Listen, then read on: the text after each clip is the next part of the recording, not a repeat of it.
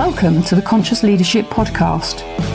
In this podcast, we discuss the how-to of creating conscious leadership for business, life, and the world. With ordinary people doing extraordinary things and being truly in control of their own health, wealth, and happiness. Knowledge plus action with a plan creates magical results. Introducing your host, Julie Hogbin, author, international speaker, mentor, disruptor, and creator of conscious leadership, and property investor living in the UK. Hi listeners, I'm here with Ferris Hartun, and you're listening to the Conscious Leadership Podcast. And the reason I've invited Ferris to come in for an interview is the man is a wonder with eyes. And we were talking just very recently about the power of the eyes linked into the health. And of course, conscious leadership is around making the decisions that gives us the best life we can possibly have. So I thought I'd invite Ferris in to talk to me and to you as the listeners around eyes and what we should and shouldn't be doing with them and how soon we should start, because it is just not an age thing. So, Ferris, what would you love to tell us about eyes? Absolutely. Well, the biggest thing about eyes, they are the mirrors of our body. Wow. Literally. So I'll just give you an example. When we examine the back of the eye, for example, we can see the blood vessels on the retina. So these tiny, small blood vessels on the retina and in the eye, they are pretty much the same size of blood vessels they run in your vital organs. So in your brain, heart, kidneys. So that's the same size. What you see in the eye, almost live, blood vessel pulsating, reflects what happens everywhere else without cutting yourself open. Actually, yes, listeners, don't do that. So probably, you don't really want to do that. So you would be surprised, actually, what you can tell about the health of the body by just actually looking in someone's eyes. Do you know that from how, I'm going to say, expanded or shrunk the vessels are, or the flow of the blood through them? How do you do that? I don't want to be scaring people off now, so they never go in and have their eyes tested. Like prime examples, undiagnosed diabetes, for example, or hypertension, high blood pressure, how that affects small blood vessels. You could see the blood vessels kind of in a slightly different shape, so they can be quite wiggly and squiggly, or if the diabetes have affected the eye, so you might see small leakage of blood in there that kind of indicate that potentially you may have either high blood pressure or diabetes complications that's affecting that sort of size of blood vessels, which means if the patient's not aware of that, would ask, okay, when was the last time you've seen your GP? When was the last time you had a good workout? Had your blood pressure tested, checked, or you had a blood test to figure out whether you had diabetes or anything like that. So it can be used as having your eyes tested could be a prevention technique, an early warning, because we may not know we would have high blood pressure or diabetes or whatever the thing is. Certainly, yes. There's other techniques now also where the technology has moved on so fast, so quick in the past 10 years. It has evolved tenfold, and it's been a very rapid change. So we're in a sense very, very lucky to be living in this kind of day and age where we can diagnose things before it actually appears on the surface. The newest kind of thing now, it's OCT. OCT? OCT. What's that for? That stands for Optical Coherence Tomography. Right. Yeah. And what that does, it actually almost shows what beneath the surface. So most people probably are used to see pictures of the back of their eye. Okay. What does the picture do? It actually just shows you the front surface of the retina. So it gives you, it's a very good tool to give you a good overview of the health of the retina. But the OCT, it gives you actually even deeper view of that. So it actually views the structure of the different layers of the retina underneath that. So you're kind of seeing beneath the surface, again, without catching, catching your eye open. Yeah, not doing this. A good example, just to give you an idea, how does that look like? See, for example, if you're looking at a nicely decorated piece of, cake, a birthday cake. So you're seeing the icing. In the normal picture is you're seeing the icing on the top of the cake. Yeah. Where if you do have the OCT done, it actually think about cutting through that and seeing the different layers of the cake. So if it was one of those rainbow cakes, you'd see the rainbow layers without actually cutting through to see the rainbow layers. Exactly that. And again, just to give you an idea how it looks like on the screen for us, probably people are more familiar seeing ultrasound images. Similar to that, but this is using optics rather than sound. Yep. If that makes sense. Yeah. And the scan is translated into an image where the optometrist is able to look through that and analyze it. In terms of I did mention earlier that you could potentially see some leakage or changes beneath the surface before it's actually manifested or the patient has any symptoms to it. Also kind of scan the optic nerve and pick up some damages before the damage is actually manifested into some visual loss. I was going to talk to you, I was going to ask you about that actually, because my father had glaucoma. I think that's how you say it. Prime example to that, yeah. And I didn't know about glaucoma until I took my father. We ended up in hospital treatment because of it, because of the severity of how it had affected him. And I now get a free recommended next generation annual checks free because of the severity of glaucoma. And that was something I knew absolutely nothing about until my father had basically almost lost his sight, definitely in one eye. So could you just say a little bit about glaucoma, because it's unknown and unseen? Yeah, no. Thanks for bringing that example, actually, because that's one of the good example of utilizing this technology. So glaucoma, it's a condition that affects the optic nerve, and the optic nerve, if you think about it, it's kind of, I'll give you a TV example. It's the cable that connects the camera, the eye, to the screen, the TV screen. Yeah. All right. So imagine that bundle of thousands of little wires, which are the nerve fibers. These nerve fibers in a glaucomatous eye starts dying gradually, eventually. So each nerve fiber dies, you will lose bits of the picture on the screen. Okay, so it will start kind of pixelated, and it starts from the outside, the periphery, and get in an advanced glaucoma, you'll get tunnel vision, so you can't see your peripheral field. You just see the central part of it. But to get to that point, it doesn't happen overnight. It's not a condition that you will notice it. It gradually gets worse over the years. Hence, you have your annual check just to make sure you don't. Now. Yeah, exactly. So what happens in glaucoma, a patient, they will gradually lose that sight, but you don't notice it because it's such a slow progression. It takes years to manifest and lose. And when you notice that, it's unfortunately too late to do anything about it. And you can't do anything about it, can you, once you've lost it? No, because it's a nerve damage. Yeah. And nerve damage, it's not reversible.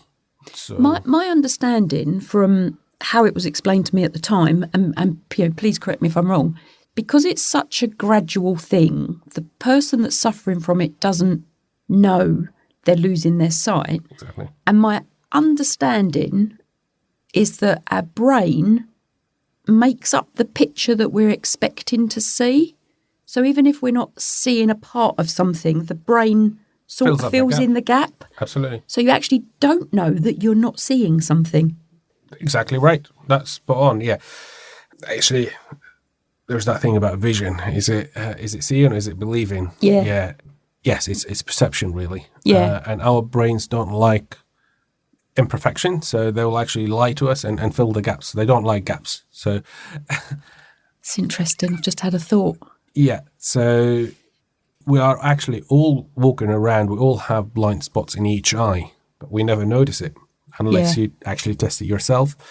So that blind spot is always filled Yes. by an image that actually never reached our brain, but our brain made it up for us, so we don't notice it. So we walk around seeing what our brain is telling us what we are seeing. So actually seeing is believing. Yes. So It sort of takes me back to the universe loves a void. And the universe will fill a void with something if we don't fill the void with something. 100%. So, absolutely. Wow. Okay. That's 100%. A connection just happened in my brain, just fired off. I know glaucoma because that's personal to me. Yeah. Is there anything else like that? I mean, as the people we are, we wouldn't recognise that our sight is becoming less than it was? Well, there's the natural aging process that affects everybody, but it depends on your prescription and what type of, whether you're short-sighted already or whether you're long-sighted, etc., etc. But generally speaking, one of the natural progression of aging is we lose our ability to focus at close-up. Yeah. So the crystalline lens inside our eyes, which is, I'll give you an example. Again, we're talking cameras here. So think about the old-fashioned cameras where you had to kind of zoom in. If you want to get a good picture of somebody, you had to kind of twist the lenses in and out to kind of get it to focus at certain object at a certain distance. Okay, we've got an automatic lens built in our body, so we are born with this super flexible lens that's controlled by our brain to help us focus at the object that we want us to see. So babies, if you put an object right in front of their eyes, they can still look at it, focus at it, and make sense of it. That distance between the object and the eye, I wish I can film that. You should have seen Julie actually practicing, putting her hand in front. I love that. I'm working out whether I can still focus people. Yeah, it's not very good. So, so that distance, that focal length, literally increases year on year. So every year we almost lose a centimeter of focus, approximately. Wow. And the cutoff or the break-off age where it's kind of very noticeable to most of us is the age of 40. At the age of 40, quite young. That distance becomes... Is that when your arm gets longer? Exactly. That's when you don't have long enough arms, really. So at this point, you either need magnifying power lenses put in your glasses, or which can be corrected in so many different ways, really. But yeah, so that's where you start losing. Yeah. We call it the accommodation is the technical term for it. So when we start losing accommodation, i.e., we're losing the ability to focus at close up. So the medical term for it, it's called presbyopia. Right. The lay term, which is not the preferred term that people don't like to use, it's old sight. Oh, okay. Yeah, so that's... Old sight from 40 years old. Yeah, unfortunately, this is it. Yeah. So Mine's ancient then. Yeah, and that continues to worsen. Yeah. That's what happens when people start, struggling to see their phone, then see the computer screen, then the dashboard, then that focus gets worse year by year. Yeah. So start arm distance, then intermediate distance, a meter and a half, then you need glasses for everything. And that's when you start needing varifocals, multifocal lenses to correct all distances. Okay, so I'm going to go off on a bit of a tangent because I do need glasses, and as I've got older, I need them more. And when I'm tired, I need them more for reading. Yep. And I know people who go into the pound shop and buy the magnifying glasses for £1. What's your thoughts on those? Do they damage your eyes? Well, we have to be careful about this one. Because they're both the same eyes, aren't they? They're not. Not really. Oh, okay. No, this is the thing that people don't understand, really. First of all, we think we are symmetrical. We are not. Yeah. On so many levels. We all have a dominant eye and non-dominant eye. We all have a dominant hand and dominant, and so both eyes not necessarily the same. So one lens or one thing fits all doesn't really doesn't work like that. That's another reason really you need to have your eyes tested. Yeah. So when would you recommend people started sort of a regular, even if it was just an annual test on their eyes, which I believe in, if you shop round, you don't have to actually pay for it. Lots of companies actually do provide nowadays some kind of promotional offers where you could get, in fact, for a free eye test. So, it's available. Do make use of that, certainly. I'd say, you need regular checkups. Yeah. Full stop. So if you haven't had your eyes tested in the past 2 years, it's time to go and have it checked now. Age-wise, in an optician, there's no age limit. We can see pretty much babies, months old, all the way till hundreds and above, really. So there's no age limit to that. Then follow the optometrist's recommendation of how frequent you need to have your eyes tested. Some kids, for example, they need to be tested on a 3-monthly basis if there is a rapid change in their prescription and if there's other things that you really need to monitor. So you need to see them every 3, 4 months, 6 months. More stable eyes if there's no risk, if there's everything is healthy or prescription is not changing rapidly. Routine checkups usually is recommended every 2 years. Yeah. Okay. In other situation where there are other risks that you really need to monitor, for example, your case, if you've got a close relative, immediate family with glaucoma, you're over the age of 40, then you really, I'm over 40. The risks are there. So in these circumstances, you really need to have your eyes tested more regularly, on an annual basis. Yeah. Unless the optometrist suggests otherwise. Other examples, if you suffer from diabetes, for example, that can affect your eyes on so many different levels. Say there could be pathological changes, what we discussed earlier, bleeds in the back of the eye, some damages that can be actually permanent, but if it's caught early, it can be prevented. Yeah. So if you're diabetic out there, this is my whole thing around this whole podcast, and I'm delighted you're here. I really am. If we do things early, we can prevent things happening. If we make the decision to do things slightly differently, which may go against the grain, we can prevent worse things happening by being more conscious around why we do what we do. Yeah. So I didn't used to get my eyes checked annually. Mm-hmm. I didn't, because I didn't think I needed to, because they were all right.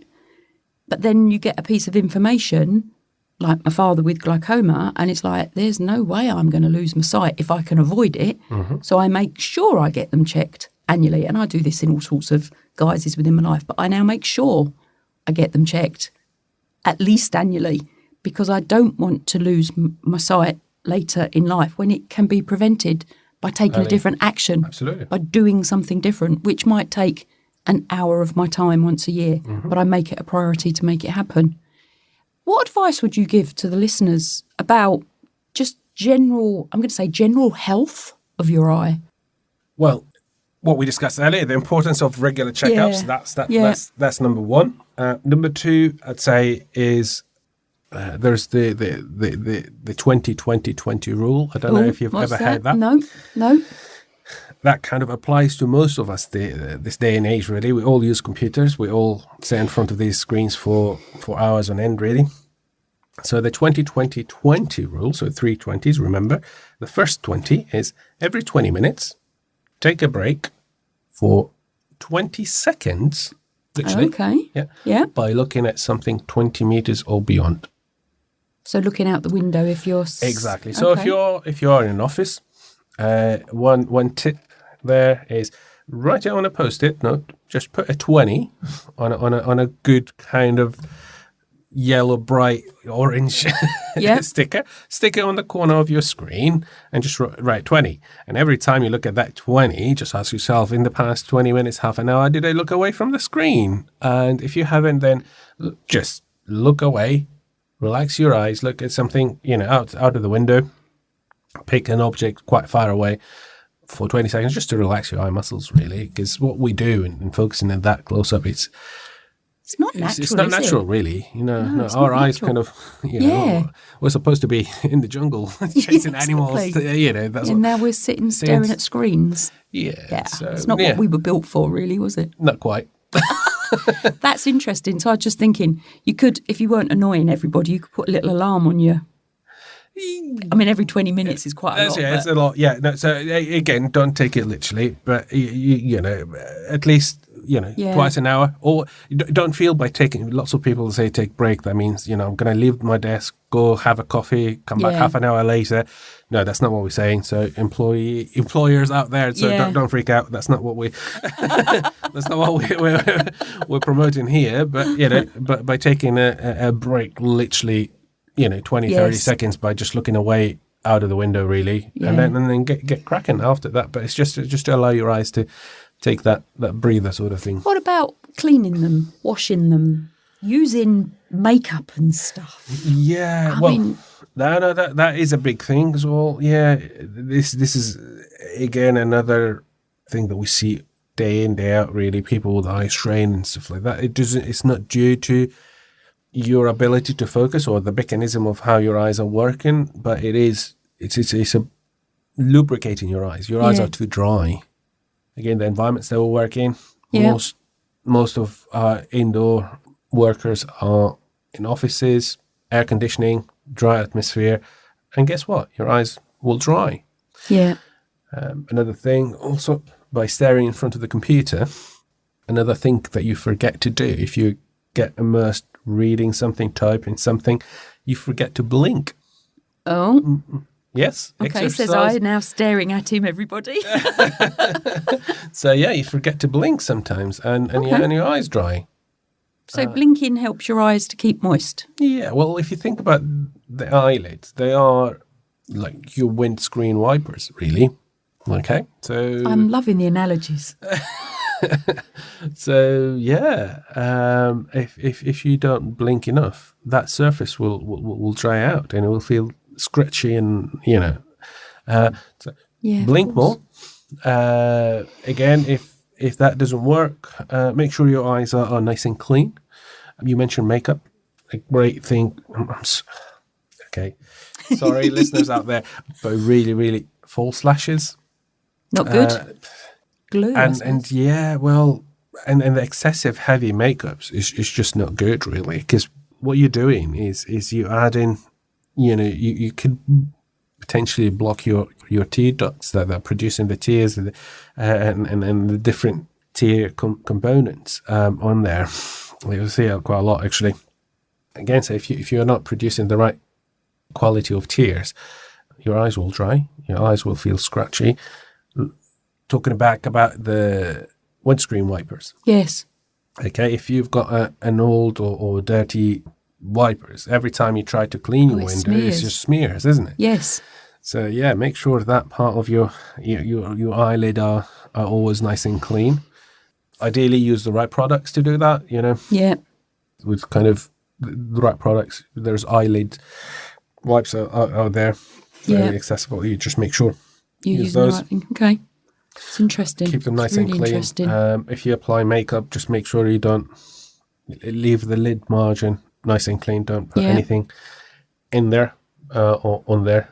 Yeah, this is really interesting. So I'm just thinking, we sort of think, I have sort of thought, I can't say it for everybody, that the eye thing is an older thing. And, and just picking up on what you've been saying, our eyes deteriorate as we get older, but the healthier we keep them younger is The longer they will last. Obviously, yeah, they're going to last longer. It's the same with anything. If you look after something, it lasts longer. So I'm really hoping this as a podcast episode is talking to people out there that are not maybe in the realm of age, older age, where you expect things to go slightly wrong, although nobody really tells you about it.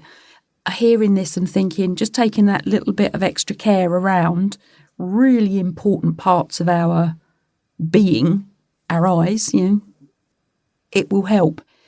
Ferris, if anybody's got any questions for you or want to get in touch with you, how can they do that? Yeah, funny you mentioned that. Well, you can follow me actually on Think and Grow Stronger. Yay, nice. There will be a podcast launching soon. Oh, fabulous. And there's a Facebook group and a page out there. So Think and Grow Stronger. Brilliant. Yeah, you'll find me there. And obviously you can find me Facebook, Ferris Hartun. Yeah. And LinkedIn and all other brilliant. social media. So one final question for you. Fire away. If you had to give your younger self the best piece of advice you could give them, what would it be? Think and grow stronger. Absolutely. I got to this realization recently, and it's the power of seeing yourself where you want to be. Set the goal, set the target, live it in all its details, not just seeing it, hear it, feel it, touch it, and guess what? It will happen. Yeah, it does. It does. And look deep into your why, and that will pull you to where you want to be. Yeah, fabulous. I'm going to say thank you very much for giving me your time to do this recording, and looking forward to connecting with you again in Think and Grow Stronger. So this is Conscious Leadership with Ferris, talking about health of eyes. It's a pleasure. And we're going to say goodbye now.